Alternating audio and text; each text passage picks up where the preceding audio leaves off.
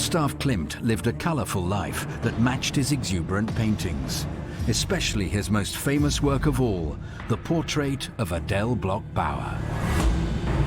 Adele Bloch-Bauer was a fascinating lady for her time, really modern, really forward-thinking. Adele's husband, Ferdinand, wanted to give it as an anniversary present to Adele's parents. Klimt actually spent over 3 years, an incredible amount of time, working on the portrait. Klimt's most lasting and iconic work was the pinnacle of his aptly titled Golden Phase. It's incredibly meticulous and ornate and must have been very, very difficult to paint. It's completely gleaming. It's like a jewellery box. Little did he know just how troubled a history this painting would have. The Nazis confiscated his paintings, including the Bloch-Bauer portrait. Klimt would probably have been labeled a degenerate artist if he had lived up until that time. How did this portrait get caught up in an epic legal battle and subsequently become the world's most expensive artwork?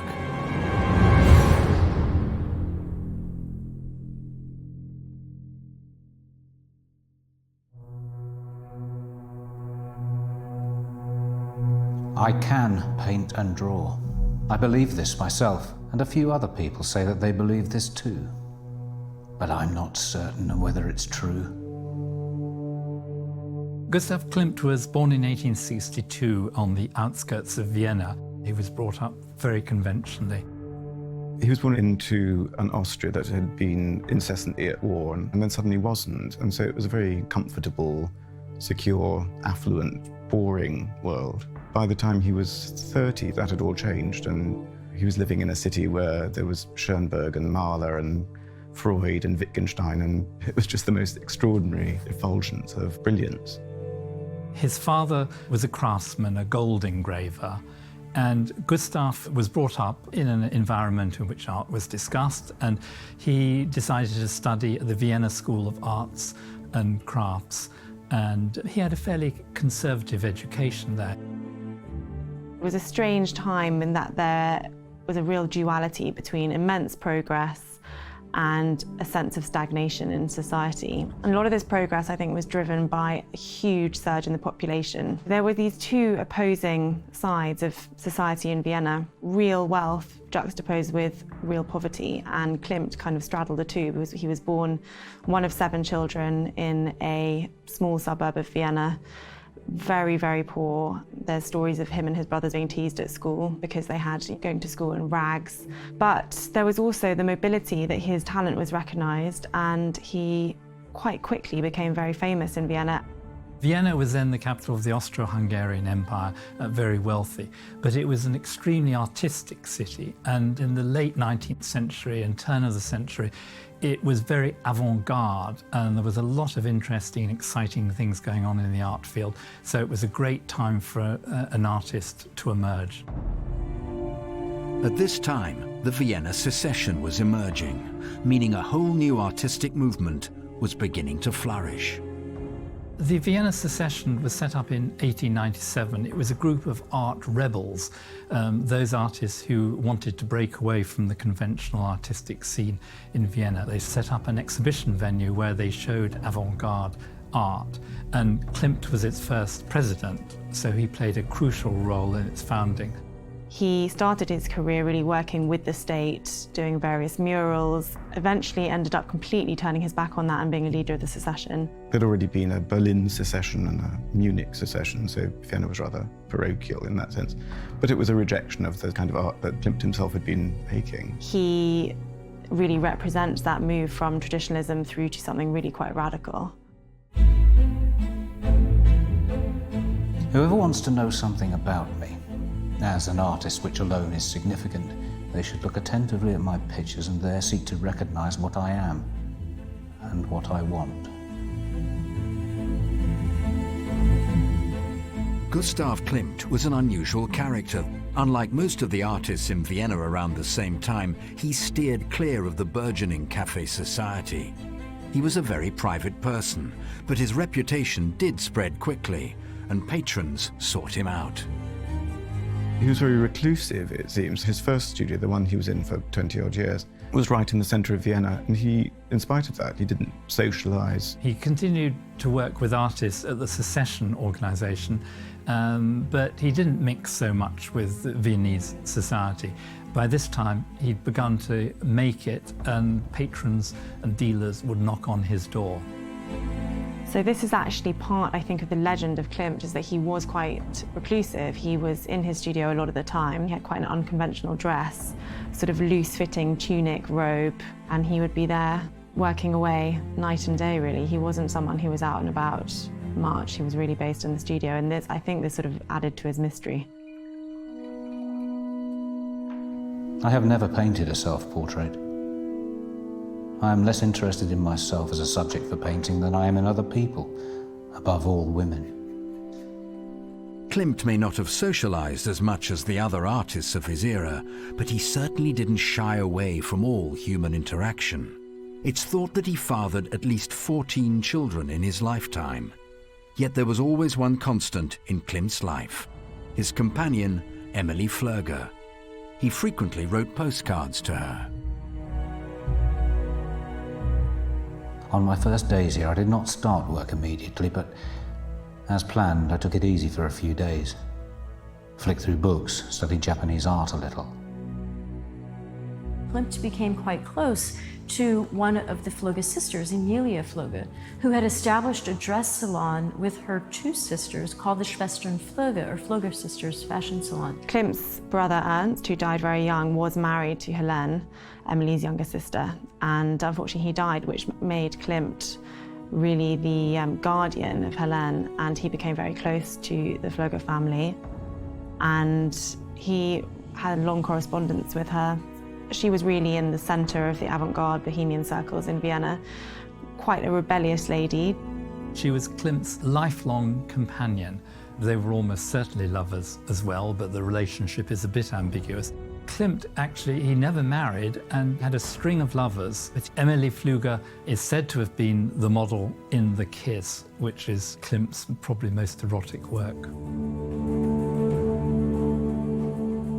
Klimt's earliest pictures that really incorporated gold was when he was working on a portfolio for this important Viennese art publisher called Gerlach & Schenk, and he offered a work called The Kiss, which did have a rather lavish use of gold, and that would have been in the late 1890s. Shortly thereafter, in 1901, he made a painting called Judith I, and many people believe that's actually a portrait of Adele Bloch-Bauer herself. And that includes rather lavish use of gold, not only in the frame and the background for the figure, but also the gold choker that she's wearing, which is rather similar to the choker that we see on the portrait of Adele Bloch-Bauer herself. In 1903, he went to Ravenna, where there are the amazing Byzantine mosaics and frescoes, and he said it was sort of nothing short of a revelation for him, these incredible images, icons surrounded by gold. So I think that's really where we can see the start of using gold leaf. The golden background has an amazing effect on the portraits and is very, very dramatic. But also we have to remember that it was in his childhood, it was in his upbringing. His father was a gold engraver, so he had the sort of the double lead into it, where it was a family career, essentially. It was during this golden phase that Klimt began his first official portrait of Adele Bloch-Bauer. It's believed that Gustav Klimt met Adele Bloch-Bauer and her husband, most likely through the Vienna Secession. Ferdinand Bloch-Bauer was one of the most important art collectors in the city, and we know that Ferdinand approached Gustav Klimt and asked him to paint a portrait of his young wife, who would have been about 25 years old at that time. Ferdinand wanted to give it as an anniversary present to Adele's parents. Ferdinand was pretty rich. He was a sugar merchant. But Adele's father was really rich. I mean, he was a kind of very eminent banker, and he was head of the Eastern Railways and all sorts of things. And that occurred certainly by the summer of 1903. And we know that Klimt began work on the portrait in the winter of 1903. Adele Bloch-Bauer took at least 3 years. And when you look at it, you can see why. I mean, it's incredibly meticulous and ornate, and must have been very, very difficult to paint. This portrait of a Viennese society woman would become an object of desire for many, including a Nazi officer. But how did this artwork leave its home in Vienna and end up in the possession of a wealthy US art collector? The portrait of Adele Bloch-Bauer is one of Klimt's best-known works. Little did he know its turbulent future as he meticulously created this masterpiece. Klimt was a very slow artist.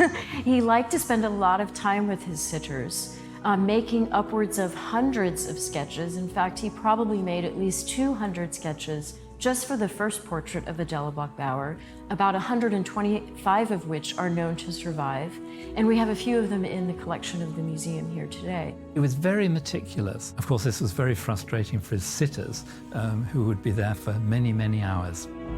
Adele Bloch-Bauer would have traveled to his studio on the outskirts of Vienna in one of the outlying districts, spent hours and hours with him at a time in a private chamber where he made these sketches, and certainly that would have deepened the closeness of their relationship.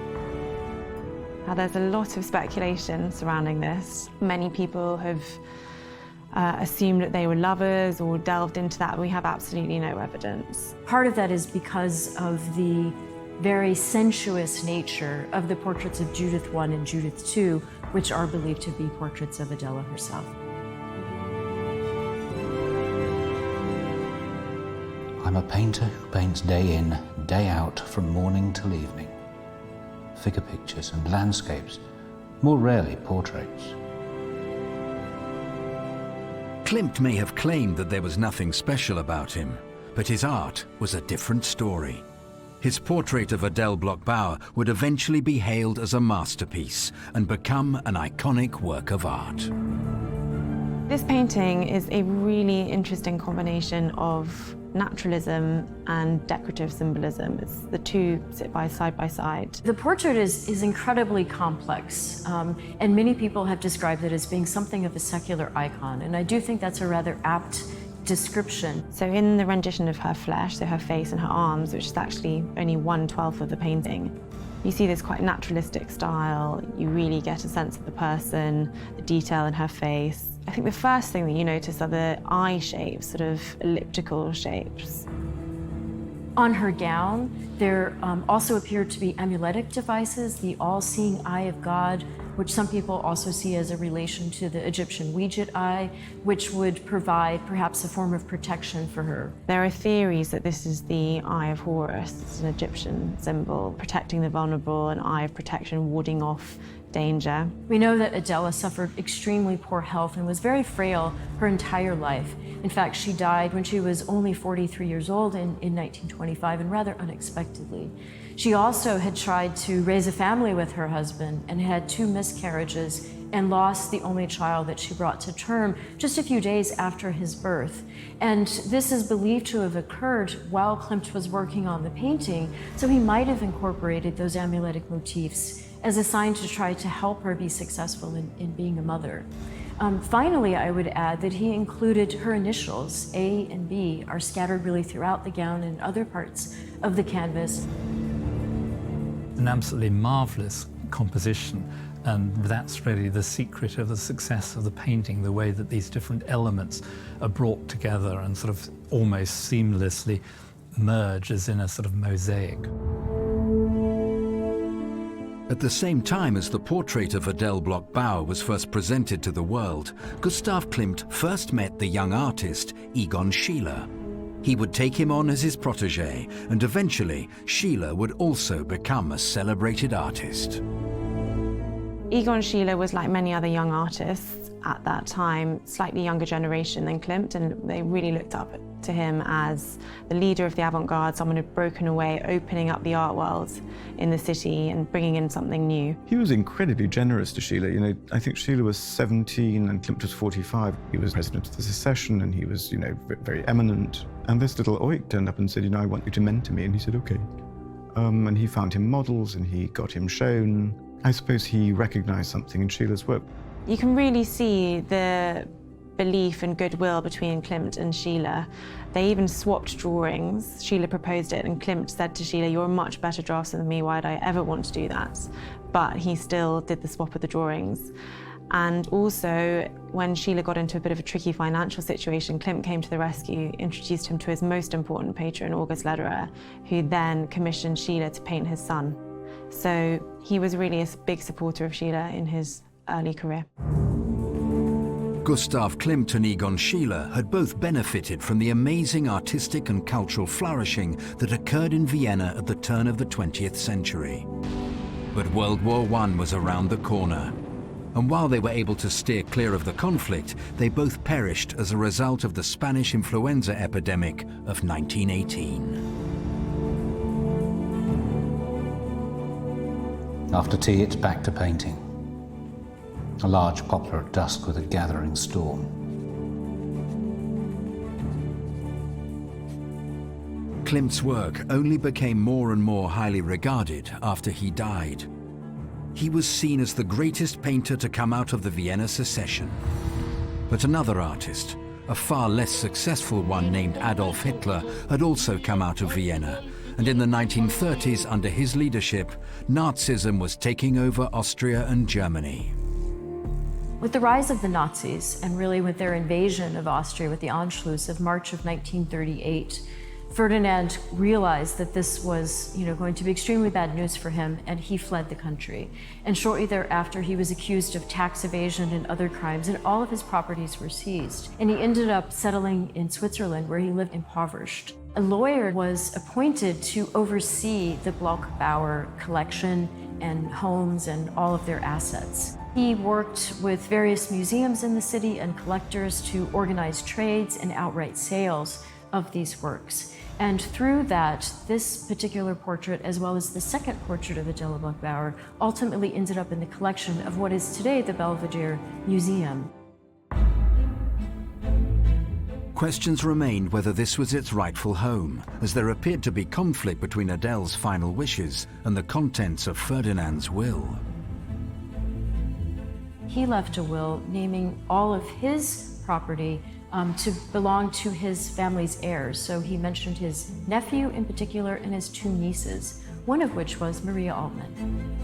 She had to flee Vienna during the war. Her husband got taken to Dachau, to the concentration camp, and was used almost as a pawn to bribe his brother. And as soon as he was released, they just completely bolted out of Vienna. Maria Altmann and her husband ended up settling in the US, in California in particular, and some family members did perish in the Holocaust in concentration camps. She'd lost everything. She'd lost the country she was born in. She'd lost all of her family, apart from her immediate family, had gone to gas chambers or one way or another had been killed. There was a lawyer in the intervening years, right after World War II, that did attempt to claim some of the family's property and was successful in reclaiming some things. But the government insisted that they had Adela's will, and her will provided that the Klimt paintings would go to the Austrian government. And when this lawyer asked to see that will, they always said it wasn't available or they had misplaced it. Adele Bloch-Bauer had said she wanted the pictures and all the Klimts to go to the Austrian state. But what she really meant was because she and her husband couldn't have children, that when Ferdinand died, they should go to the Austrian state, not that they should be stolen by Nazis 7 years before he died, which I think rather changed the rules a bit, really. She would stop pursuing her claim, but a tragic personal event would spark Maria's drive to get back what was rightfully hers. If you fast forward quite a few decades, 1998, the law in Austria changes. Any works of art or property that had been seized illegally from families during this period, should be rightfully returned to the heirs and survivors. Around the same time, Maria Altmann's sister dies, and Maria inherits her papers. And as she begins going through these papers, she begins to suspect that perhaps that promise to the museum was nothing more than a promise, and it wasn't an outright gift. Maria Altmann picked up the phone to a young family friend, Randall Schoenberg, who was related to the very famous composer in Vienna, had family history in Vienna, and he said, let's go for it, let's take this case to court in America, and eventually went up to the Supreme Court. And Maria Altmann had several advisors on the case. They said, don't go with this young lawyer, you need to get someone very experienced, you're going to the Supreme Court, but she stuck with it, and they won the case in 2004, and they won the right to take it to court in Austria. So the case then moved there, and in 2006, they won the paintings back. One of Maria's supporters at the time was Ronald Lauder, heir to the Estee Lauder Company, an avid art collector. He had set up the Neue Gallery in New York 5 years previously, a gallery dedicated to the art of the Austrian and German avant-garde. In 2006, Ronald Lauder purchased the portrait of Adele Bloch-Bauer from Maria Altmann in a private sale. It would have been impossible for her to hang them in her small California bungalow. I mean, insurance costs alone would have been quite prohibitive, and that was never her intention. She did want the portraits and the landscapes to be in a museum collection, if possible, where they could remain on display. And so a private sale was engineered so that we were able to acquire this for an undisclosed sum, but reportedly $135 million, which was said to be the most expensive painting sold at that time. Well, in a way, the Belvedere is really the appropriate home for the painting in Vienna, where the artist worked. Fortunately, as it happened, it was bought by an American collector who's very public-spirited and has set up his own museum. So at least the painting will remain on public view in the Neue Gallery in New York. Keeping the painting on public display has been the wish of every custodian of this portrait, and it is testament to the pure creative talent of Gustav Klimt that people still queue daily to see it.